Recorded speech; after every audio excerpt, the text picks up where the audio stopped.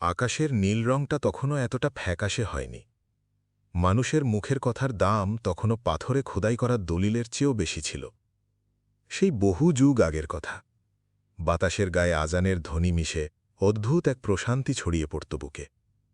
আরবের রুক্ষ মরুভূমির ঠিক মাঝখানে মাথা তুলে দাঁড়িয়েছিল এক প্রাচীন শহর, রাইয়ান। সুমিষ্ট খেজুর আর আতরের সুবাসের জন্য দূর দূরান্তে এ শহরের নাম ডাক। কিন্তু শহরের চাকচিক্য আর মশালের আলোর ঠিক বাইলেই ছিল এক অন্ধকারাচ্ছন্ন ধুলো মাকা বস্তি। সেখানেই ভাঙাচোরা স্যাঁতস্যাঁতে এক কুড়েঘরে বাস করত আব্দুর রহমান। ৩৫-এর কোঠায় বয়স, রোদে পোড়া তামাটে গায়ের রং, কিন্তু মুখাবয়বে অদ্ভুত এক স্নিগ্ধতা, ঠিক যেমনটা শুধু তাদের চেহারায় থাকে যারা রাতের পর রাত একা জেগে রবের সামনে সিজদায় চোখের পানি ফেলে। পেশায় সে ছিল এক সামান্য তাঁতি। সারা দিন পুরনো কাঠের তাঁতের সামনে বসে সুতো বুনত। তার আঙুলগুলো যখন সুতোর ভেতর দিয়ে চলত, মনে হতো যেন কোনো দক্ষ বাদক পরম মমতায় বাদ্যযন্ত্র বাজাচ্ছে। অথচ তার নিজের জীবনের সুতোই ছিল বড্ড এলোমেলো। পার্থিব সম্পদের নামে তার সম্বল ছিল কেবল একটা তালি দেওয়া চাদর আর কয়েকটা মাটির বাসন, কিন্তু তার বুকের ভেতর যে হৃদয়টা ধুকপুক করত, তা ছিল শুকরিয়া আর সবরের এক বিশাল ভাণ্ডার। তাঁত বুনতে গিয়ে যখনই কোনো সুতো ছেড়ে যেত, তার মুখ থেকে স্বতঃস্ফূর্তভাবে বেরিয়ে আসত আলহামদুলিল্লাহ, আর যখন সুতোয় গিঁট দিত বিড়বিড় করে বলত সুবহানাল্লাহ। তার স্ত্রীর নাম হালিমা। একসময় বেশ সম্ভ্রান্ত পরিবারের মেয়ে ছিল সে, কিন্তু ভাগ্যের নির্মম পরিহাসে তার বাবা দেউলিয়া হয়ে যায়, আর হালিমার বিয়ে হয় কপর দক্ষিণ আব্দুর রহমানের সাথে। শুরুতে হালিমা এই অভাবকে নিজের ভাগ্য মেনে নিয়েছিল, কিন্তু রাইয়ান শহরের বাতাসে যেন লোক দেখানো জাঁকজমকের এক অদ্ভুত বিষ মিশেছিল। আব্দুর রহমানের ঠিক পাশের বাড়িতেই থাকত এক ধনী রেশম ব্যবসায়ী, নাম তার সুলাইমান। মার্বেল পাথর আর পোড়া ইটের তৈরি বিশাল বাড়ি তার। সেই বাড়ি থেকে প্রতিদিন রকমারি সুস্বাদু খাবারের গন্ধ ভেসে আসত, যা হালিমার সবরের বাঁধ ভেঙে দেওয়ার জন্য যথেষ্ট ছিল। ধীরে ধীরে বদলাতে শুরু করল হালিমা। তার চোখে স্বামীর প্রতি ভালোবাসার বদলে জায়গা করে নিল এক বুক আক্ষেপ, আর জন্ম নিল এক চাপা ঘৃণা। সেদিন সন্ধ্যা, সারাদিনের হাড়ভাঙা খাটুনি শেষে আব্দুর রহমান যখন ঘরে ফিরল, তার হাতে কেবল কয়েকটা শুকনো খেজুর আর শক্ত হয়ে যাওয়া রুটি। হালিমা খাবারগুলোর দিকে তীব্র অবজ্ঞার দৃষ্টিতে তাকাল, তারপর ফেটে পড়ল ক্ষোভে। আর কতদিন, আর কতদিন আব্দুর রহমান, এভাবে পশুর মতো জীবন আর কতদিন টানব আমরা? ওই দেখো সুলাইমানের বউকে, আজ মিশর থেকে আনা দামি রেশমের পোশাক পরেছে সে, আর আমার গায়ে এই তালি দেওয়া ছেঁড়া কাপড়। আমার এই যৌবনকে যেন উপহাস করছে এগুলো। আব্দুর রহমান একটা দীর্ঘ শ্বাস ফেলল। চোখ দুটো তার ছলছল করছিল, কিন্তু গলা ছিল একদম শান্ত। হালিমা, এই দুনিয়াকা তো সরাইখানা মাত্র, আর আমরা মুসাফির। তাকদিরে যা লেখা নেই তা সময়ের আগে মেলে না, আর যা কপালে আছে তা কেউ ছিনিয়ে নিতে পারে না। আল্লাহ তার বান্দাদের অভাব দিয়ে পরীক্ষা করেন, দেখতে চান কে তার সিদ্ধান্তে রাজি থাকে। হালিমার আগে গজগজ করে উঠল, হাতের রুটির টুকরোটা মাটিতে ছুঁড়ে মেরে চিৎকার করে বলল, থামো তুমি, তোমার ওই আধ্যাত্মিক কথায় আমার পেট ভরবে না। আমার সম্মান চাই, আমার সেই মর্যাদা চাই যার আমি আসল হকদার। তোমার এই ফকিরি আমাকে তিলে তিলে মারছে। আব্দুর রহমান চুপ হয়ে গেল, মাথা নিচু করে রইল। সে জানত, একবার যদি মনের ভেতর দুনিয়ার মোহ বাসা বাঁধে, তবে হেদায়েতের আলো সেখানে খুব ম্লান হয়ে যায়। সে রাতে তাহাজ্জুদের সময় সে উঠল, অজু করে অন্ধকারের ভেতর রবের সামনে হাত বাঁধল। গাল বেয়ে অঝরে পানি পড়ছিল। ইয়া রব, আমার ঘরের শান্তিটা ফিরিয়ে দাও, আমার স্ত্রীর মনে তৃপ্তি ঢেলে দাও। আমি তোমার পরীক্ষায় ভয় পাই না, কিন্তু আপন মানুষের ঘৃণা থেকে আমাকে বাঁচাও। ঠিক তখনই দরজার ওপাশ থেকে পায়ের শব্দ পেল সে। ভোরের আলো সবে ফুটতে শুরু করেছে। সে দেখল হালিমা চুপি চুপি ঘর থেকে বেরিয়ে যাচ্ছে, মাথায় চাদর, হাতে ছোট একটা পুটলি। আব্দুর রহমানের বুকের ভেতরটা ছ্যাঁত করে উঠল, কাঁপা গলায় ডাকল, হালিমা। হালিমা থমকে দাঁড়াল, কিন্তু পেছনে ফিরল না। তার গলাটা যেন তীক্ষ্ণ ছুরির মতো বিঁধল আব্দুর রহমানের বুকে। আমাকে আটকানোর চেষ্টা করো না, আমি সিদ্ধান্ত নিয়ে ফেলেছি।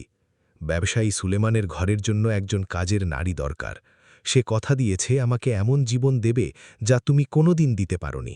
তোমার এই ফকিরির বোঝা আমি আর টানতে পারব না।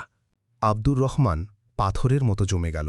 তার মনে হল পৃথিবীটা বুঝি থমকে গেছে। ভাঙ্গা গলায় কোনো মতে বলল, যেও না হালিমা, অন্যের দুয়ারের বিলাসের চেয়ে নিজের কুঁড়ে ঘরের শুকনো রুটি অনেক ভালো। আল্লাহর উপর ভরসা রাখো। কিন্তু দুনিয়ার মোহ ততক্ষণে হালিমার উপর পুরোপুরি চেপে বসেছে। সে এক পা এগিয়ে গিয়ে তাচ্ছিল্যের সুরে বলল, তোমার ওই ভরসায় পেট ভরে না। এরপর ভোরের কুয়াশায় ধীরে ধীরে মিলিয়ে গেল সে। দরজার চৌকাঠ ধরে মাটিতে বসে পড়ল আব্দুর রহমান। যে ঘরটা একদিন তার কাছে জান্নাত ছিল, আজ তা শ্মশানের মতো খাঁ খাঁ করছে। বাইলে ফজর আজানের ধ্বনি ভেসে আসছে, হাইয়া আলাল ফালাহ, কল্যাণের দিকে এসো। তার দুই গাল বেয়ে অঝরে নামা কান্নায় দাড়ি ভিজে যাচ্ছিল। খোলা আকাশের দিকে তাকিয়ে ভাঙা মন নিয়েই একটু হাসার চেষ্টা করল সে। ইয়া আল্লাহ, যদি আমার সব কিছু কেড়ে নিয়ে তুমি আমাকে আরও কাছে টানতে চাও, তবে এই সওদায় আমি রাজি। বাতাসে মিলিয়ে গেল কথাগুলো, কিন্তু হয়তো আরশের মালিক তখনই তা কবুল করে নিয়েছিলেন, কারণ ঠিক সেই মুহূর্তেই তার বুক থেকে দুনিয়ার আর সব ভয় কর্পূরের মতো উড়ে গেল। চোখের পানিতে ভেজা জায়নামাজটা ভাঁজ করল সে। যে পুরনো তাঁতটা বছরের পর বছর তার পেট চালিয়েছে, সেটার দিকে শেষবারের মতো তাকাল। তারপর একটা ছোট পুটলিতে কোরআন শরীফ, একটা চামড়ার মশকে, একটু পানি আর কয়েকটা শুকনো খেজুর বেঁধে নিল। ঘরের দরজাটা সে খোলাই রেখে গেল, কারণ সেখানে চুরি যাওয়ার মতো আর কিছুই অবশিষ্ট ছিল না, স্মৃতি ছাড়া। আর বন্ধ দরজাও তো স্মৃতিকে আটকে রাখতে পারে না। বস্তি থেকে যখন সে বের হল, সূর্য তখন লাল আভা ছড়াতে শুরু করেছে। সূর্যের আলো সুলেমানের প্রাসাদের মতো বাড়িটার মিনারে ঝিকমিক করছে। আব্দুর রহমান এক মুহূর্তের জন্য দাঁড়াল, ওই বিশাল ইমারতের দিকে তাকাল, যেখানে এখন হালিমার নতুন জগৎ তৈরি হতে যাচ্ছে। বুকের বাঁ পাশে একটা চিনচিনে ব্যথা উঠল। এ ব্যথা শরীরের নয়, আত্মার। চোখ দুটো আসমানের দিকে তুলে ফিসফিস করে বলল, আল্লাহ, ওকে ভালো রেখো। হয়তো ওর কপালে প্রাসাদের বন্দি জীবনই লেখা ছিল, আর আমার কপালে লেখা ছিল এই অনন্ত মরুভূমির স্বাধীনতা। রাইয়ান শহরকে পেছনে ফেলে জনমানবহীন এক বিরান পথের দিকে পা বাড়াল সে। দিনের বেলায় আকাশ থেকে যেন আগুন ঝরছে, আর রাতে হাড় কাঁপানো ঠান্ডা। 3 দিন টানা হাঁটার পর মশকের পানি শেষ, তৃষ্ণায় গলা শুকিয়ে কাঠ, চোখের সামনে বারবার ধোঁয়াশা তৈরি হচ্ছে। মরীচিকা তাকে ডাকছে। কখনো মনে হচ্ছে হালিবা এক পেয়ালা পানি নিয়ে দাঁড়িয়ে আছে, কখনো বা দূরে ঝর্নার শব্দ, কিন্তু কাছে গেলেই সব ফাঁকা, পড়ে আছে কেবল তপ্ত বালু। অবশেষে আর পারল না আব্দুর রহমান, পা পিছলে পড়ে গেল। উত্তপ্ত বালুতে মুখটা ঘষে গেল, কিন্তু দমে গেল না সে। ওই তপ্ত বালুতেই তায়াম্মুম করে শুয়ে শুয়েই জোহরের নামাজ আদায় করল। নামাজ শেষে চোখ খুলতেই দেখল দিগন্তে ধুলোর বিশাল কুণ্ডলী। একটু খেয়াল করতেই বুঝল বড়সড় এক কাফেলা আসছে। শেষ শক্তিটুকু জমিয়ে সে কাফেলার দিকে হাঁচড়ে পাঁচড়ে এগোল। কাছে গিয়ে বুঝল এ কোনো সাধারণ কাফেলা নয়, স্বয়ং মীর সুলেমান, আরেক বড় রইস ব্যবসায়ী, ইয়েমেন থেকে ফিরছে শত শত উট আর ঘোড়া নিয়ে। মরুদ্যানের কাছে তারা তাঁবু ফেলছে। আব্দুর রহমান, যার অবস্থা তখন ভিখারির চেয়েও করুণ, একটা তাঁবুর পাহারাদারের কাছে গিয়ে ধুকতে ধুকতে বলল, আল্লাহর বাস্তে এক ঢোক পানি দেবে ভাই? পাহারাদার তার ধুলোমাখা ছেঁড়া পোশাক দেখে চরম অবজ্ঞায় তাকে ধাক্কা দিয়ে ফেলে দিল। দূর হয় এখান থেকে, এটা মীর সুলেমানের কাফেলা, ভিখারিদের এখানে কোনো জায়গা নেই। মাটিতে পড়ে গিয়েও আব্দুর রহমান কোনো বদদোয়া করল না, শুধু বলল, পানি তো আল্লাহর, আর আমরা সবাই তার ভিখারি। ঠিক তখনই ভেতর থেকে এক গম্ভীর কণ্ঠ ভেসে এল। কিসের এত গোলমাল? মীর সুলেমান স্বয়ং তাঁবু থেকে বেরোল, দামি পোশাক, আঙুল ভরা আংটি আর গলায় মুক্তর মালা। আব্দুর রহমানকে এক পলক দেখে নিজের অহংকার দেখানোর জন্যই বলল, ওকে একটু পানি দিয়ে দাও, কেউ যেন বলতে না পারে সুলেমানের দুয়ার থেকে কেউ তৃষ্ণার্থ ফিরে গেছে। তবে খেয়াল রেখো, এই ভিখারি যেন আমার মালপত্রের ধারে কাছেও না ঘেঁষে।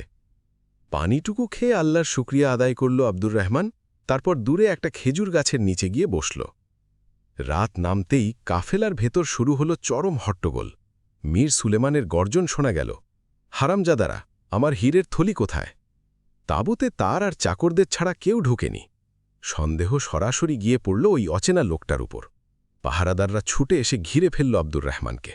নিশ্চয়ই এই ফকির চুরি করেছে। মীর সুলেমান রাগে কাঁপছিল। ওর তল্লাশি নাও, যদি না পাও চাবুক মারো। আব্দুর রহমান শান্ত গলায় বলল, আল্লাহর কসম, আমি চোর নয়, আমি শুধু একটু পানি চাইতে এসেছিলাম। কিন্তু কে শোনে কার কথা? তাকে খেজুর গাছের সাথে আষ্টে পিষ্টে বাঁধা হলো। শুরু হলো চাবুকের আঘাত, চামড়া চিরে রক্ত বের হতে লাগল। কিন্তু প্রতিটি আঘাতের সাথে তার মুখ থেকে শুধু একটাই শব্দ বের হচ্ছিল, ইয়া আল্লাহ, ইয়া রহমান। মিথ্যা স্বীকারোক্তি সে দিল না। ব্যথায় যখন সে প্রায় জ্ঞান হারাচ্ছে, ঠিক তখনই একজন চিৎকার করে উঠল, হুজুর থামুন, থলি পাওয়া গেছে। সবাই থমকে গেল। বাবুর্চি কাঁপতে কাঁপতে থলিটা নিয়ে এলো। হুজুর, আপনার পোষা বাজ পাখিটা এটাকে গোশতের টুকরো ভেবে তুলে নিয়ে গেছিল, ওই গাছের ডালে ফেলে রেখেছে। মীর সুলাইমানের হাত থেকে চাবুক খসে পড়ল। লজ্জায় তার মাথা কাটা যাচ্ছিল। সে দৌড়ে গিয়ে নিজের হাতে আব্দুর রহমানের বাঁধন খুলল। তারপর অঝরে কাঁদতে কাঁদতে তার পায়ের কাছে বসে পড়ল। আমাকে মাপ করে দিন, আমার সম্পদ আমাকে অন্ধ করে দিয়েছিল। আব্দুর রহমান ব্যথায় জর্জরিত শরীর নিয়েও লোকটাকে টেনে তুলল। তার চেহারায় তখনও সেই অদ্ভুত প্রশান্তি। মুচকি হেসে বলল, আমার কাছে নয়, মাপ চাও সেই রবের কাছে, যার বান্দার ওপর তুমি আজ জুলুম করেছ। আর মীর সুলাইমান, আজ মনে রেখো, পোশাকের ফকিরি মানেই ইমানের অভাব নয়। আমি তোমাকে মাপ করলাম, কারণ আমি চাই না কিয়ামতের দিন আমার জন্য তোমাকে কোনো কাঠকড়ায় দাঁড় করাতে হয়। মীর সুলাইমান আরও কুকড়ে গেল লজ্জায়। স্বর্ণমুদ্রায় ভরা একটা থলি সে এগিয়ে দিল। আপনার এই কষ্টের ক্ষতিপূরণ, দয়া করে এটা নিন। আব্দুর রহমান থলিটা সরিয়ে দিল। আমার সওদা আমার রবের সাথে আগেই হয়ে গেছে। আমি যদি তোমার কাছ থেকে এই দাম নিই, তবে আমার সবর যে বিক্রি হয়ে যাবে। নিজের পুরনো থলেটা কাঁধে তুলে খুঁড়িয়ে খুঁড়িয়ে অন্ধকারের ভেতর আবার হারিয়ে গেল আব্দুর রহমান। পুরো কাফেলা স্তব্ধ হয়ে দাঁড়িয়ে রইল। সে রাতে মীর সুলাইমান রেশমের বিছানায় নয়, মাটিতে ঘুমিয়েছিল। আব্দুর রহমান চলে গেছে ঠিকই, কিন্তু তার বুকে এমন এক আলো জ্বালিয়ে দিয়ে গেছে, যা ওই হীরের চেয়েও অনেক বেশি দামি। কাফেলা থেকে অনেক দূরে আসার পর আব্দুর রহমান তার পথ বদলে ফেলল। এবার তার গন্তব্য কোনো সাধারণ লোকালয় নয়, বরং এমন এক শহর যার কথা মানুষ শুধু ভয়ের গল্পে বলত। হপ্তার পর হপ্তা হাঁটার পর তার পায়ের তলা ফেটে রক্ত ঝরছিল। জুতো কবেই ছিঁড়ে গেছে। কালো রুক্ষ পাথুরে জমি, দূরে দিগন্তে দেখা যাচ্ছিল ঘন ধোঁয়ার মেঘ। এই শহরের নাম সিয়াহকোট। মানুষ একে ডাকত ধোঁয়ার বস্তি বলে। এখানে কোনো খেজুর বাগান নেই, নেই কোনো স্বচ্ছ জলের ধারা। আছে শুধু বড় বড় লোহা গলানোর ভাট্টি, কারখানার চিমনি, যা দিন রাত কালো ধোঁয়া উগড়ে দেয়। এখানকার মানুষের মুখে হাসি নেই, চোখে কোনো আবেগ নেই। বাতাসে ফুলের সুবাসের বদলে পোড়া কয়লা আর গলিত লোহার তীব্র গন্ধ। ভারী লোহার দরজা পেরিয়ে যখন সে শহরে ঢুকল, মনে হলো যেন জ্যান্ত মানুষের কোনো কবরস্থানে চলে এসেছে। কেউ তার দিকে ফিরেও তাকাল না। সবাই নিজের রোবটিক জীবনে ব্যস্ত। ক্ষুধায় তৃষ্ণায় আব্দুর রহমান প্রায় অদমরা, কিন্তু সে কারো কাছে হাত পাতল না। সে এমন একটা জায়গা খুঁজছিল যেখানে খেটে খাওয়া যায়। হাঁটতে হাঁটতে শহরের শেষ প্রান্তে একটা বিশাল কামারশালায় এসে থামল সে। ভেতর থেকে হাতুড়ি পেটানোর প্রচণ্ড শব্দ আসছে, যেন কোনো যুদ্ধ চলছে। ভেতরে উকি দিতেই দেখল বিশাল দেহি এক লোক। লোহার মতো শক্ত শরীর, কয়লার কালিতে মুখ কালো। গনগনে লাল লোহার ওপর সে প্রচণ্ড আক্রোশে হাতুড়ি পেটাচ্ছে।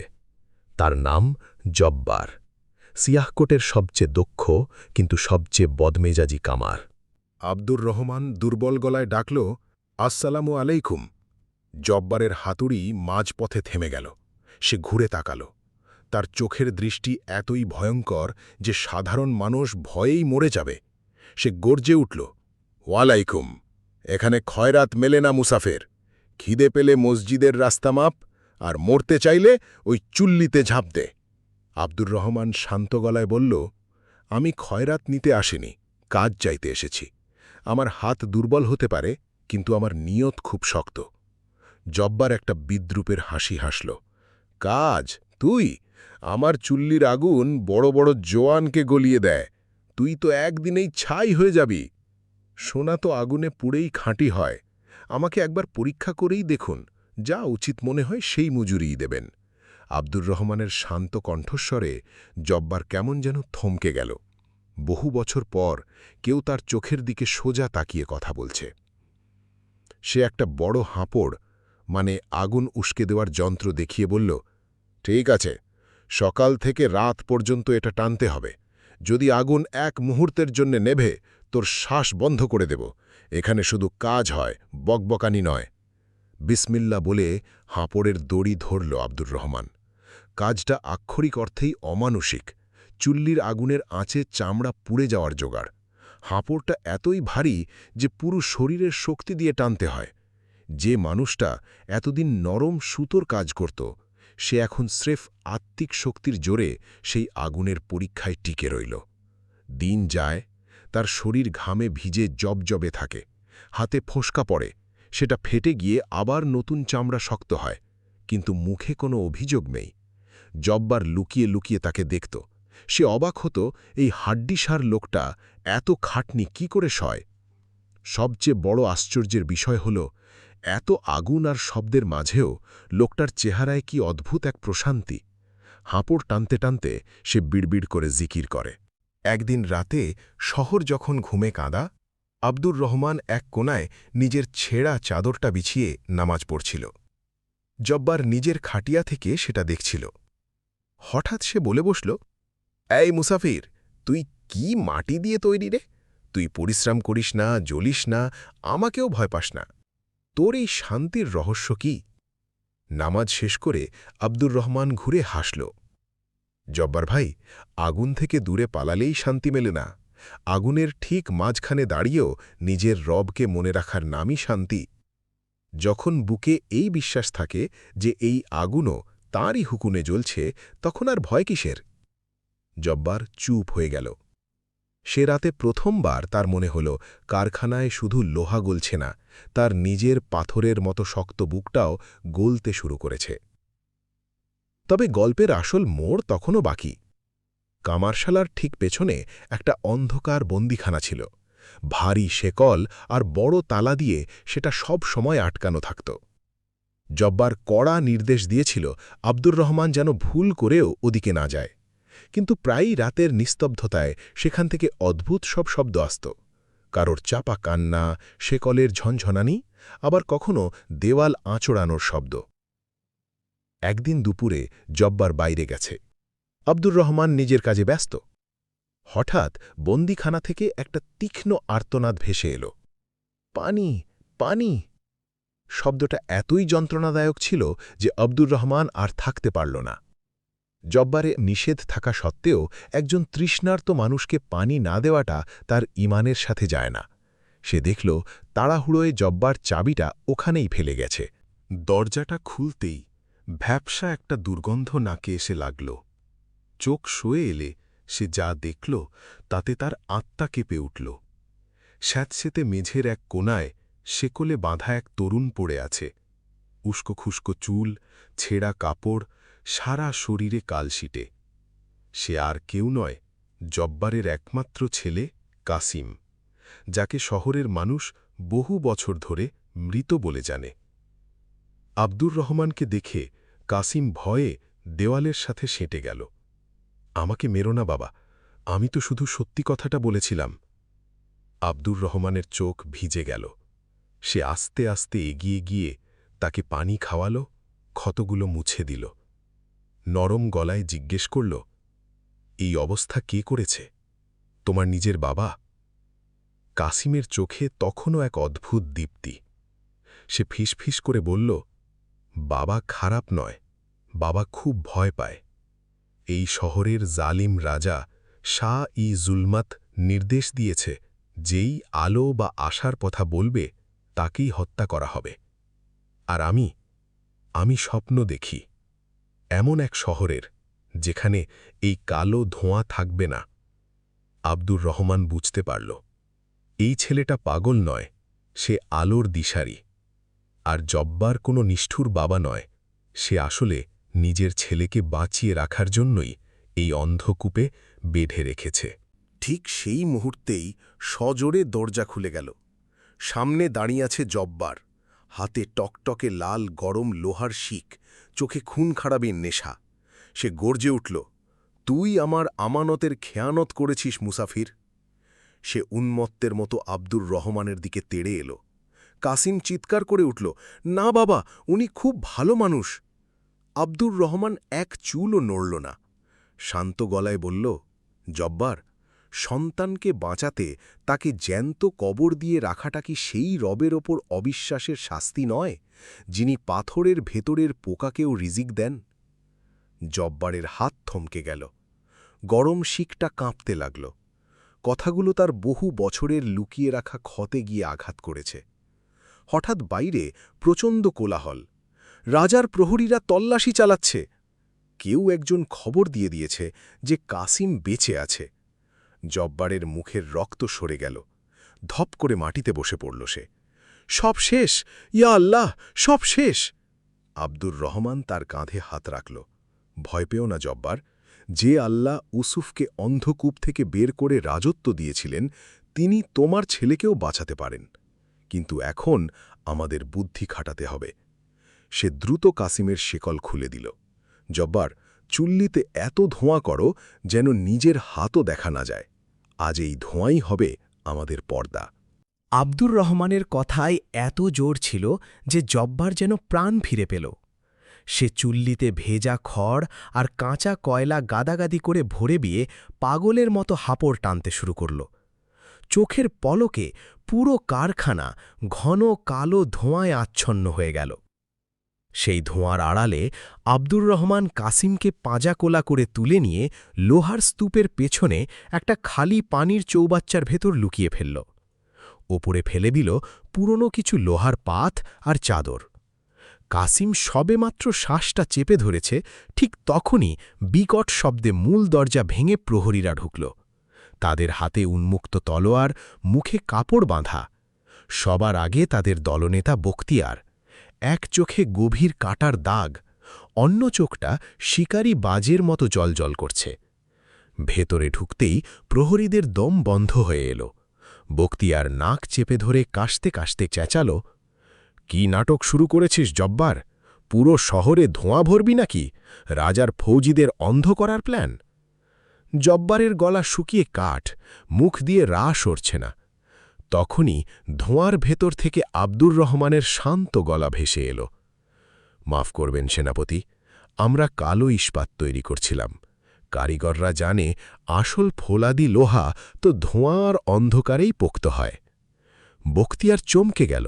ধোঁয়ার ভেতর থেকে বেরিয়ে আসা লোকটার দিকে তাকাল। সারা গা কালিতে মাখা, কিন্তু চোখে এক বিন্দু ভয় নেই। সে গুটি গুটি পায়ে এগিয়ে এসে লোহার ডগাটা আব্দুর রহমানের বুক থেকে ঠিক 1 ইঞ্চি দূরে ধরল। কে তুই? জব্বার তো একাই কাজ করে, আর তোর কথার ধরন বলছে তুই এই শহরের কেউ নোস। চোখ না নামিয়েই আব্দুর রহমান বলল, আমি একজন সামান্য মুসাফির, রিজিকের খোঁজে এখানে এসেছি, আর লোহার চরিত্র বোঝাটাই আমার কাজ। বখতিয়ার প্রহরীদের নির্দেশ দিল, তল্লাশি করো, কোনায় কোনায় খোঁজো, খবর পক্কা ওই বাগি কাশিম এখানেই কোথাও লুকিয়ে আছে। শুরু হলো ভাঙচুর, বাক্সপেটরা মুলতে ফেলা হলো, বস্তার ভেতর বর্ষা ঢোকানো হলো। জব্বারের শ্বাস তখন প্রায় বন্ধ। একজন প্রহরী যদি ওই চৌবাচ্চার কাছে যায় তাহলেই সব শেষ। একজন প্রহরী চৌবাচ্চার দিকেই এগিয়ে গেল, চাদরটা সরানোর জন্য তলোয়ার বাড়াল। ভেতরে কাশিম দম বন্ধ করে শুয়ে আছে, মৃত্যু আর মাত্র 1 সেকেন্ড দূরে। ঠিক তখন থড়াং! আব্দুর রহমান ইচ্ছে করেই একটা ভারী হাতুড়ি বিশাল এক লোহার পাতের উপর ফেলে দিল। কান ফাটানো আওয়াজে সবাই চমকে ওদিকে তাকাল। বখতিয়ার রাগে ফেটে পড়ল, বেয়াদ্দব, ইচ্ছে করে এসব কি করছিস? আব্দুর রহমান বিনীতভাবে বলল, ক্ষমা করবেন, হাতটা ঘামে পিছলে গিয়েছিল। বখতিয়ার চারপাশে তাকাল। ধোঁয়া এত ঘন যে কিছুই স্পষ্ট দেখা যাচ্ছে না। বিরক্ত হয়ে বলল, এখানে কেউ নেই, মনে হয় খবরটা ভুয়া ছিল। যাওয়ার আগে সে জব্বারকে শাসিয়ে গেল, যদি জানতে পারি তুই কাউকে আশ্রয় দিয়েছিস, তোকে এই চুল্লিতেই গলিয়ে ফেলব। দরজা বন্ধ হতেই মাটিতে লুটিয়ে পড়ল জব্বার। এটা মোজেজা ছিল, স্রেফ মোজেজা। আব্দুর রহমান দ্রুত কাশিমকে বের করে আনল। গম্ভীর গলায় বলল, এখন শুকরিয়া আদায়ের সময়, উদযাপনের নয়। বখতিয়ারের সন্দেহ এখনও কাটেনি, আমাদের এখনই পালাতে হবে। কাসিম বলল, কিন্তু শহরের সব গেট তো বন্ধ, বেরোব কি করে? আব্দুর রহমান দৃঢ় বিশ্বাসের সাথে বলল, মাটির ওপরের রাস্তা যখন বন্ধ হয়ে যায়, আল্লাহ তখন এমন রাস্তা খোলেন যা মানুষের ধারণাতেও থাকে না। জব্বারের চোখে হঠাৎ একটা ঝিলিক খেলে গেল। একটা রাস্তা আছে, পুরনো একটা নোংরা নালা যেটা শহরের দেওয়ালের নিচ দিয়ে জঙ্গল পর্যন্ত গেছে, কিন্তু রাস্তাটা সাংঘাতিক। জালিমের বিষের চেয়ে ওই নালার বিষ কম। চলো, বলল আব্দুর রহমান। তিনজন মিলে একটা ভারী পাথর সরাতেই সামনে এক ঘুটঘুটে অন্ধকার সুড়ঙ্গ বেরিয়ে এলো। ওটা মুক্তির পথ নাকি মৃত্যুর, কেউ জানত না। আব্দুর রহমান হাতে একটা মিটমিটে মশাল নিয়ে সবার আগে, মাঝে কাসিম, পেছনে জব্বার। ভেতরে ঢুকতেই পচা দুর্গন্ধে নাড়ি ভুড়ি উল্টে আসার জোগাড়। শহরের সমস্ত বর্জির নালা এটা, বুক সমান দুর্গন্ধযুক্ত কাদা পানি, ইঁদুর আর বিষাক্ত পোকামাকড় কিলবিল করছে। অন্ধকারের ভেতর জলজলে চোখগুলো তাদের দেখছে। কাসিম ভয়ে শিউড়ে উঠল। আব্দুর রহমান লাঠি দিয়ে পানি সরিয়ে বলল, ভয় পেও না, এরা নিজের জান বাঁচাচ্ছে। আল্লাহর সৃষ্টি ততক্ষণ ক্ষতি করে না যতক্ষণ না তাদের ওপর হুকুম হয়। তারা কাদা পানিতে নামল। পা টেনে বের করাও কষ্টকর। জব্বারের শ্বাস ছোট হয়ে আসছে, কিন্তু আব্দুর রহমান থামল না। কয়েক ঘণ্টা পর কাসিম আর পারছিল না। জব্বার তাকে নিজের চওড়া কাঁধে তুলে নিল। যে বাবা একদিন ভয়ে ছেলেকে লুকিয়ে রাখত, সেই আজ তাকে কাঁধে তুলে দুনিয়ার সাথে লড়তে নেমেছে। হঠাৎ সুরঙ্গের ছাদ থেকে মাটি আর পাথর খসে পড়তে লাগল। উপর দিয়ে হয়তো ঘোড়ার দল ছুটছে। দ্রুত চলো, ছাদ ধসে পড়ছে, আব্দুর রহমান চেঁচিয়ে উঠল। তারা পার হবার কয়েক মুহূর্ত পরই পেছনের বিশাল একটা অংশ ধসে পড়ল। ফেরার আর কোনো উপায় রইল না। ঘণ্টার পর ঘণ্টা পেরিয়ে গেছে, শক্তি প্রায় শেষ। হঠাৎ আব্দুর রহমান বাতাসের পরিবর্তন টের পেল। পচা গন্ধের জায়গায় ঘাস আর মাটির সোতা গন্ধ। বাতাস, আমরা পৌঁছে গেছি। দূরে একটা আলোর বিন্দু। সেদিকে দৌড়ে যখন তারা বের হল, তখন তারা কাদায় মাখামাখি। কিন্তু বুক ভরে যে শ্বাসটা তারা নিল, তা ছিল স্বাধীনতার। সামনে বিশাল জঙ্গল, আর মাথার ওপর রূপালি চাঁদ। চাঁদের আলোয় তারা নিজেদের পরিষ্কার করে অজু করল। আব্দুর রহমানের ক্লান্ত শরীরটা যেন নতুন প্রাণ পেল। কিন্তু এখন প্রশ্ন হল, যাবে কোথায়? কাসিম জঙ্গলের দিকে আঙুল তুলে বলল, আমি বইয়ে পড়েছি, এই জঙ্গল পার হলে ওয়াদি নূর অর্থাৎ আলোর উপত্যকা আছে। সেখানে দরবেশরা থাকেন, কিন্তু সবাই বলে এই জঙ্গলে নাকি অভিশপ্ত আত্মারা ঘোরে। জাব্বার কুঠারটা শক্ত করে ধরে বলল, আমরা সাক্ষাৎ মৃত্যুর মুখ থেকে ফিরেছি, এখন আর আত্মার ভয় পাই না। কিন্তু আব্দুর রহমান চুপ। সে বাতাসটা অনুভব করার চেষ্টা করছিল। সাবধান থাকতে হবে, এখানকার বিপদ তলোয়ার নিয়ে আসবে না, আসবে বিভ্রম হয়ে। তারা জঙ্গলের গভীরে ঢুকল। এত ঘন গাছপালা যে চাঁদের আলো মাটিতে ঠিকঠাক পৌঁছয় না। মনে হচ্ছে কেউ তাদের অনুসরণ করছে। শুকনো পাতার খসখস শব্দ। হঠাৎ কাসিম একটা বড় বটগাছের দিকে দেখিয়ে আটকে উঠল।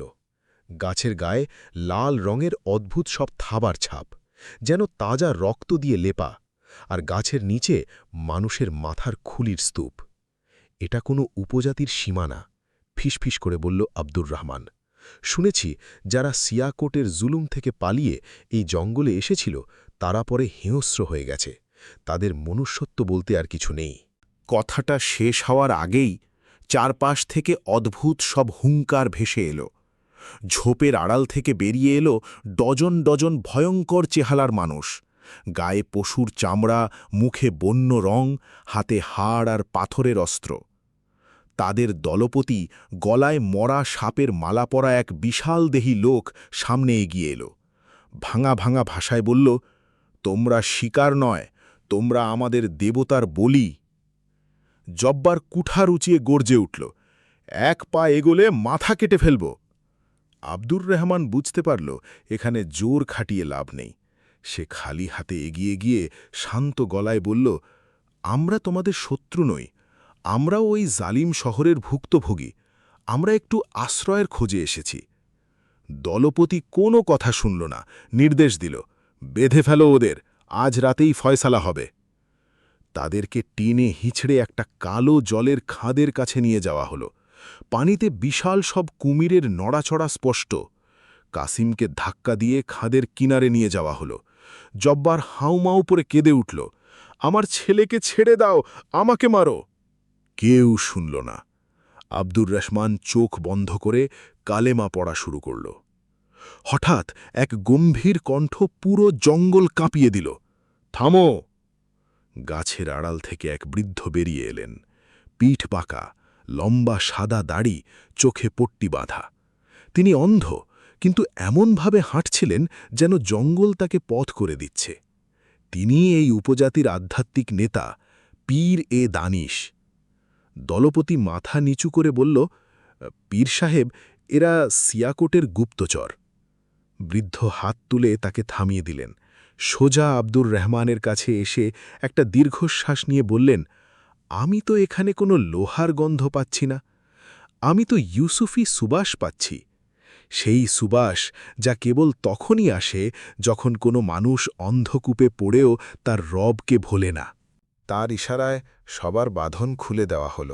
তিনি আব্দুর রহমানের কাঁধে হাত রেখে বললেন, মুসাফির, তুমি এখানে পথ হারিয়ে আসনি, সময় তোমাকে এখানে টেনে এনেছে। এই উপজাতি হিংস্র নয়, সিয়াহকোটের জুলুম তাদের ভেতর থেকে মানুষের রূপটা কেড়ে নিয়েছে। তুমি ওদের আত্মায় আবার একটু প্রশান্তি দাও। আব্দুর রহমান উঠে দাঁড়াল। শরীর ক্ষতবিক্ষত, কিন্তু আত্মা ইস্পাতের মতো শক্ত। সে দেখল চারপাশে মশাল হাতে হিংস্র মানুষগুলো তার দিকে তাকিয়ে আছে।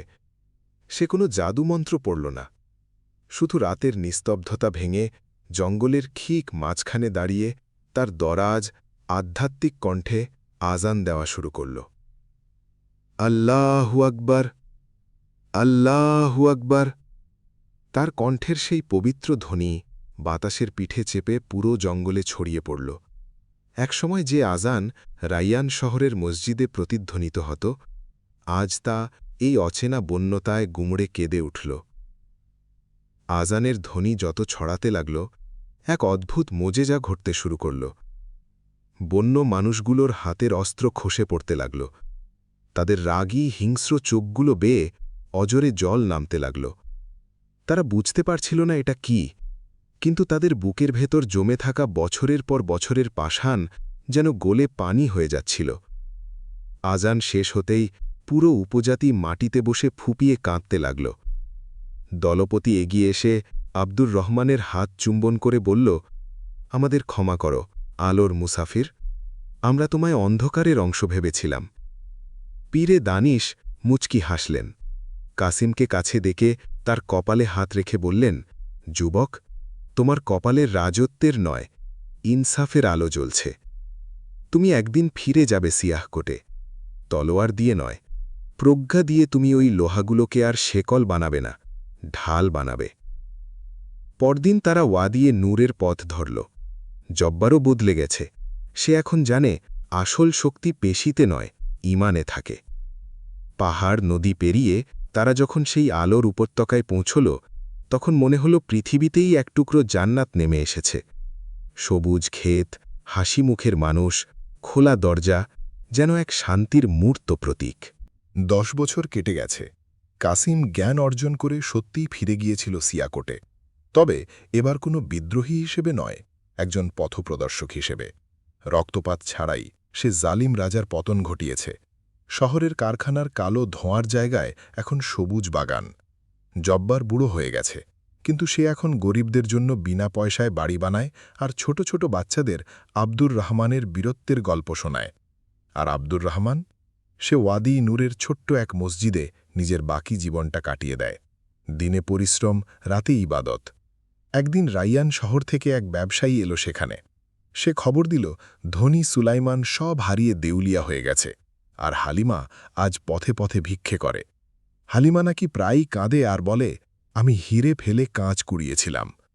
খবরটা শুনে আব্দুর রহমানের চোখ দুটো ভিজে উঠল। সে নিজের জমানো সবটুকু সঞ্চয় ওই ব্যবসায়ীর হাতে তুলে দিয়ে বলল, এটা হালিমাকে দিও, আর বলো আমি তাকে মন থেকে মাফ করে দিয়েছি। সে হালিমার সাথে আর দেখা করতে গেল না, কারণ কিছু গল্প অসম্পূর্ণ থাকলেই বোধহয় বেশি সুন্দর হয়। এর কিছুদিন পর এক শান্ত রাতে সিজদারত অবস্থায় আব্দুর রহমান তার রবের ডাকে সাড়া দিল। তার জানাজায় স্বয়ং সিয়াকোটের শাসক কাসিম ছুটে এসেছিল। তাকে খুব সাধারণ একটা কবরে সমাহিত করা হল।